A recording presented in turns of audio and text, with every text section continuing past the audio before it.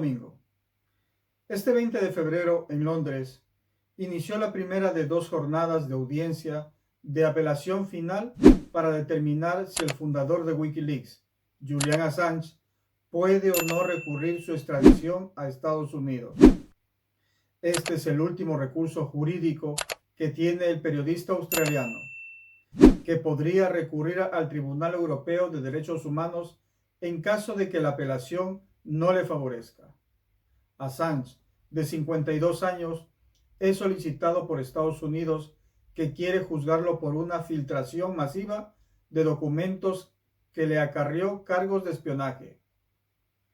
El economista Rafael Correa es quien le concedió el asilo político en la embajada ecuatoriana en Londres, hasta que Estados Unidos encontró un inmoral, falta de ética y humanidad, como Lenín Moreno, ya que luego que el traidor le retiró el asilo a Assange y lo entregara a la policía británica, el Fondo Monetario Internacional anunció un préstamo para Ecuador de 4.200 millones de dólares, de los que se desembolsaron inmediatamente 652 millones.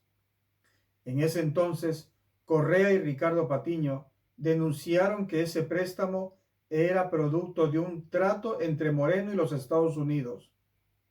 El préstamo del FMI fue a cambio de la cabeza de Julian Assange. Este trato lo hizo con el ex jefe de campaña y asesor de Donald Trump, el Mr. Paul Manafort. Según testigos, manifestaron que fue Moreno quien propuso la idea de ese canje del periodista por el préstamo. ¿Usted puede pronosticar en este juicio? Muchas gracias por esta entrevista. Mire, yo no soy experto en derecho, pero siendo un poco lógico, la brutal persecución, cómo se ha aceptado lo imposible, cómo ha perdido las demás instancias, yo no abrigo muchas esperanzas de que se administre verdadera justicia en la última instancia de los tribunales británicos. Señor Correa, ¿y qué significaría para la libertad de expresión en caso de que Julian Assange sea extraditado a Estados Unidos? ¿Qué ya significó? Porque eso sería la cereza del pastel, pero ya Julian ha arrancado media vida, ha envejecido, está enfermo, pasó en nuestra embajada 7 años, ahora lleva 5 años preso, ya lleva 12 años perdido de su vida por decir la verdad, no por mentir, no por difamar, no por calumniar. Decir la verdad y sobre un asunto de interés mundial. Crímenes de guerra. Y en lugar de perseguir a los criminales de guerra lo persiguen a Julian Assange. O sea, el daño a la libertad de expresión, la evidencia, la doble moral de la hipocresía, ya está hecho. Y justamente sobre ese tema, Washington siempre está hablando sobre el respeto a la libertad de prensa. ¿Cuál es su lectura frente a esa doble moral o a ese doble discurso en la política estadounidense? Usted lo ha dicho, ¿no? Lamentablemente lo que ellos practican para afuera no tiene nada que ver con lo que practican hacia adentro de su nación. Es una nación que se ha levantado en función de 2 pilares, la verdad y la rule of law, el Estado de Derecho. Pero para afuera no les importa destrozar esa verdad y no les importa destrozar el Estado de Derecho. Usted no se puede tener dos morales, una para adentro y otra para afuera. Obviamente, pues no pueden hablar de libertad de expresión si están metiendo preso, aplastando en vida, matando en vida a un periodista por decir la verdad, que es información secreta de Estados Unidos. Ellos no pueden argumentar que es información secreta, crímenes de guerra. Otra cosa es la lista de sus funcionarios, que los pueden poner, si se publica, puede estar en riesgo su vida. Pero que pretender que crímenes de guerra son secretos nacionales y que nadie los tiene que conocer, es una barbaridad que, como te ha dicho, demuestra la doble moral de, lamentablemente, Estados Unidos. Orlando Pérez, en una entrevista, nos hace caer en cuenta que tanto la fiscal de Ecuador, de Colombia, de Guatemala y de Perú siguen la misma línea que les impone la hoja de ruta del país del norte, y le conmina a Cristian Zurita a hacer público el informe policial de la desaparición de Villavicencio y que cuenta a la ciudadanía los resultados. Yo añadiría también que entreguen su teléfono para saber quién eran los nexos a nivel nacional e internacional, quienes les solventaban sus famosas investigaciones, muchas de ellas extorsivas. El tema de la justicia es un problema muy grave, no solamente en el Ecuador. Fíjate lo que pasó con Bernardo Arévalo en Guatemala, lo que ha pasado con la fiscal de Perú, lo que ha pasado con los fiscales y todos los jueces en Brasil. Esta no es una estrategia solamente para el Ecuador, esta es una estrategia latinoamericana. Mira lo que está pasando con el fiscal Barbosa en Colombia con respecto de Gustavo Petro. Es decir, aquí hay una estrategia súper clara de Estados Unidos de cooptar fiscales y de tener fiscales que puedan cumplir con su agenda política para nuestros países. La señora fiscal del Ecuador forma parte de eso, lo hace a su manera, a su modo, pero eso no crea problemas con Estados Unidos. Si esa fiscal, la ecuatoriana o la peruana, o la de Guatemala, o de Colombia, hicieran exactamente lo mismo en Estados Unidos, te juro que estarían condenados. Pero no, en Estados Unidos un fiscal no puede hacer lo que hace la señora Daniela Salazar, no hace lo que hace el señor Barbosa en Colombia, no estarían dando ruedas de prensa todos los días, entrevistas por todo lado, nunca. En Estados Unidos, los fiscales y el fiscal general de la nación no haría jamás lo que hacen estos fiscales en América Latina. Esto hay que tenerlo absolutamente claro. Segundo, hay una discriminación, hay una justicia a la carta, como ella misma dice, para unos una cosa, para otros otra cosa. El caso Villavicencio me parece escandaloso, el mayor crimen político de este siglo, porque el anterior fue con Jaime Hurtado, si no me equivoco, en el año 98, y parecería que no hay nada. El informe policial que está en manos de la Fiscalía, de los investigadores, del señor Zurita, que se dice investigador, ¿por qué no lo hacen público? ¿Por qué no revisan ese informe?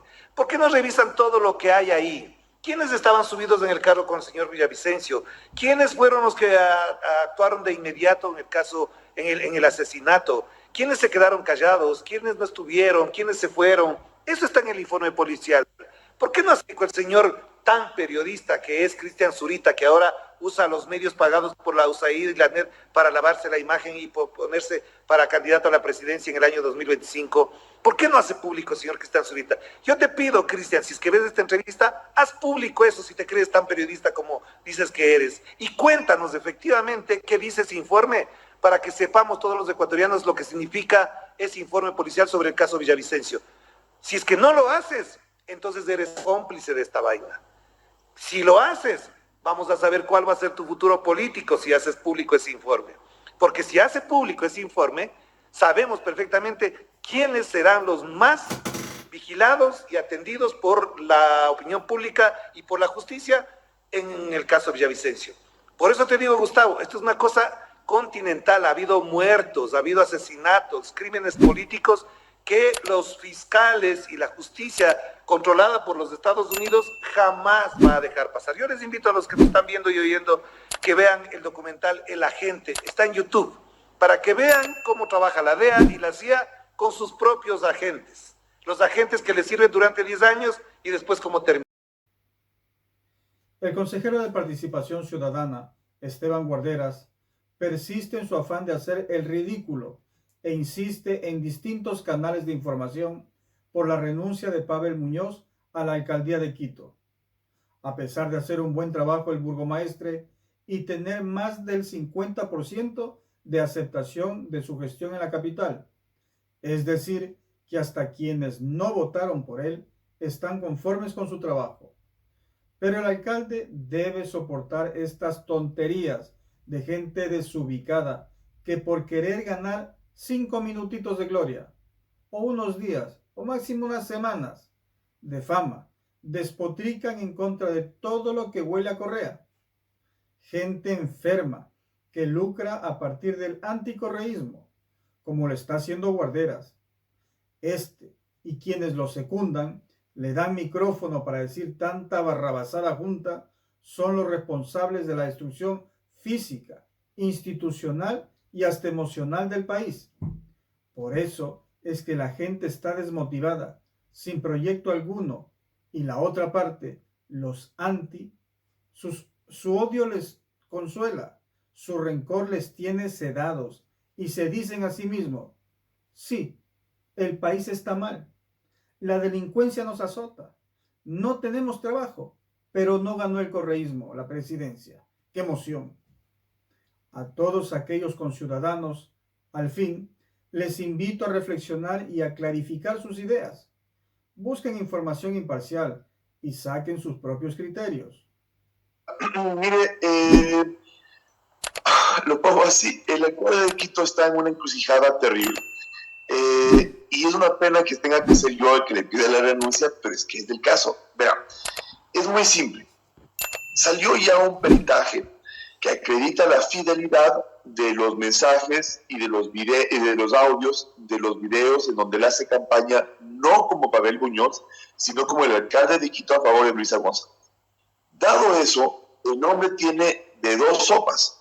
Primera posibilidad, ir a la audiencia y hacer un bochorno diciendo, ay, yo no sabía de dónde han salido sus videos, yo no sé quién está en los videos, no está claro que fui yo el que filmó al lado de Luisa González, no está claro que se publicó eso, no está claro que era mi intención hacer campaña.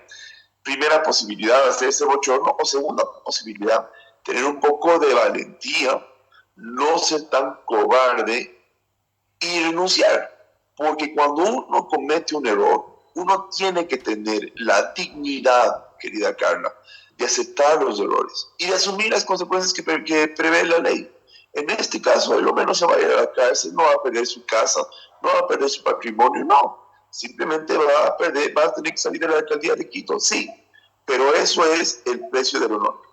Quiero que escuchemos en estos momentos, le invito a usted y por supuesto a todos quienes nos están viendo en estos momentos a escuchar cuál ha sido la respuesta que ha dado Pavel Muñoz a la ciudadanía ante esta petición de renuncia. Que esto que algunos pretenden hacer es un absurdo jurídico. Tengo la claridad, la convicción para decir que no hemos cometido ninguna infracción electoral, tanto así que el día de hoy han dejado claro lo que quieren. Ya no dicen que hubiera una infracción electoral, sino que simplemente quieren que renuncie. Esta es una barbaridad. No voy a descansar hasta que hagamos lo que Quito se merece, que es que Quito renazca con dignidad, con justicia, con igualdad.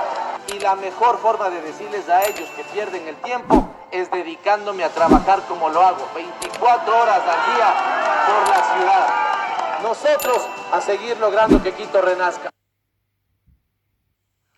Bueno, y yo iba a decir algo que me parece importante. Esta ha sido la respuesta del alcalde de Quito, pero en su momento yo quiero que también recordemos que Guillermo Lasso, en Manta, también habló de proselitismo político ante el alcalde en aquel entonces, si no me equivoco, Agustín